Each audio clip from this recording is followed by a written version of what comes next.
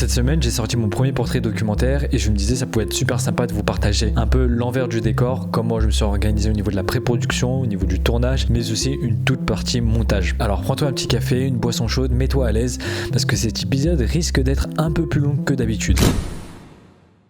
Déjà au niveau de la pré-production, on m'a posé la question de comment j'ai fait pour trouver ce sujet-là. J'ai fait un listing de tous les sujets que je voulais aborder. Là, comme vous pouvez le voir, il y a tout plein de sujets que j'aimerais bien aborder, comme les femmes victimes de violences conjugales, les personnes en situation de handicap ou encore les demandeurs d'asile et plein d'autres sujets. Alors, si vous connaissez quelqu'un ou si vous êtes même concerné par ce sujet-là, n'hésitez pas à m'envoyer un petit message sur Instagram, je vous répondrai avec grand plaisir. Bref, c'était la petite parenthèse. Ensuite, une fois que ma liste était faite, j'ai fait une espèce de veille créative, c'est-à-dire je me suis abonné à tout plein de petits médias généralement qui font des interviews avec ce type de profil-là. Typiquement, Bollon, c'est comme ça que je l'ai rencontré. J'étais tombé sur une de ses interviews qu'il avait fait avec un média qui s'appelle Qui compte. J'ai adoré son histoire et je me suis dit ça pouvait être super sympa d'en faire un portrait documentaire. Je lui ai envoyé un petit message sur Instagram, il m'a répondu et c'est comme ça qu'on s'est rencontrés. Ensuite, deuxième point important au niveau de la pré-production, c'est l'angle de narration, la structure du documentaire. Est-ce qu'il y aura une voix off? Est-ce que c'est moi qui vais intervenir? Ou est-ce que ce sera juste Bollon en face caméra? Et c'est un choix que j'ai décidé de faire, vraiment de pas du tout intervenir dans mes documentaires, enfin du moins pour cette série de portraits documentaires là, c'était vraiment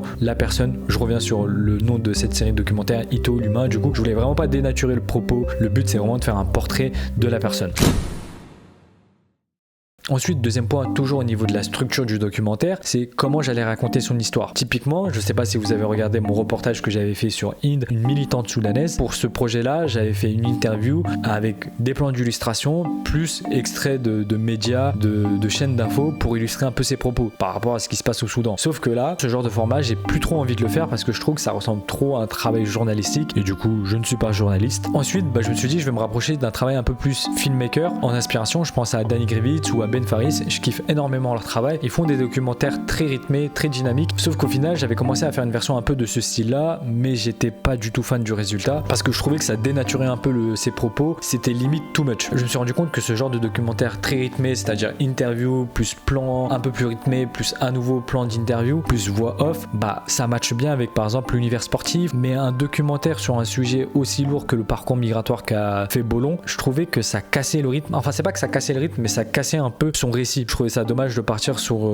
une structure comme ça. J'ai préféré rester sur une structure assez simple au final, où c'est plus un déroulement chronologique de son histoire. Et surtout, en fait, à force de faire le montage, à réécouter son récit, je me disais, mais en fait, son histoire, elle est déjà assez puissante. Des fois, il n'y a pas forcément besoin de rajouter plus de techniques en montage. Je parle pas forcément d'effets, mais en termes de structure de storytelling, je me suis dit, part à l'essentiel, montre juste son témoignage et dans un ordre chronologique assez cohérent pour que les gens suivent l'histoire. Et après, j'ai juste rajouté un peu de sound design, de la musique pour appuyer un peu ses propos, mais sans plus. Certes, il y a juste un petit peu l'intro qui est dynamique, mais justement, on va en parler un peu plus tard de cette intro, mais dans la partie montage. Après, ce que j'aurais dû faire en termes de plan d'illustration, c'est peut-être juste des animations de cartes. Enfin, c'est ce que j'avais fait, mais vu que je suis une quiche en motion design, j'ai préféré pas du tout en mettre parce que c'était mal fait. Et quitte à mettre une animation de carte, autant qu'elle soit bien faite. Et du coup, vu que j'étais pas du tout fan du résultat, j'ai préféré rien mettre.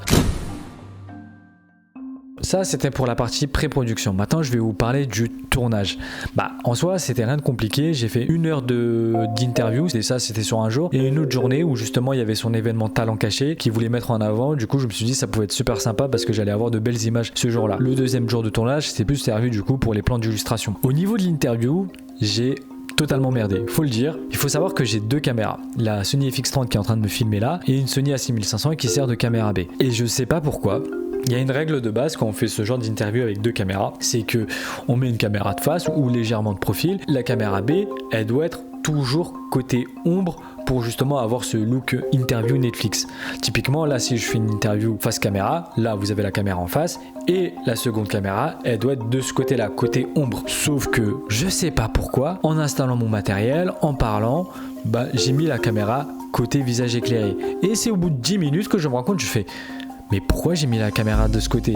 Et vu qu'il avait très peu de temps à me consacrer ce jour-là et qu'on avait déjà commencé l'interview, ça faisait moins plus de 10 minutes qu'on avait commencé. Bon, au final, je me suis dit, je vais garder ces images, je vais pas me prendre la tête. Sauf que ça a été ma première erreur. Deuxième erreur, bon là, elle est un peu moins de ma faute, mais c'est que ma deuxième caméra, elle se paramètre automatiquement en autre profil d'image qui n'est pas le S-Log 3. Elle s'est mise en Ciné 4 et laissez-moi vous dire que à l'étalonnage, j'ai bien galéré pour avoir un étalonnage correct, enfin similaire qu'avec ma FX30. Bon, au final, j'ai réussi en bidouillant quelques trucs. Bon, là, on va arriver à la partie qui va sûrement le plus vous intéresser, la partie montage. Attention, ce sera pas un tuto, je vais juste vous montrer quelques trucs de comment j'ai fait mon sound design par exemple, ou comment j'ai fait mon étalonnage. Et encore, pour l'étalonnage, vous pourrez pas le refaire exactement parce que j'utilise certaines luttes.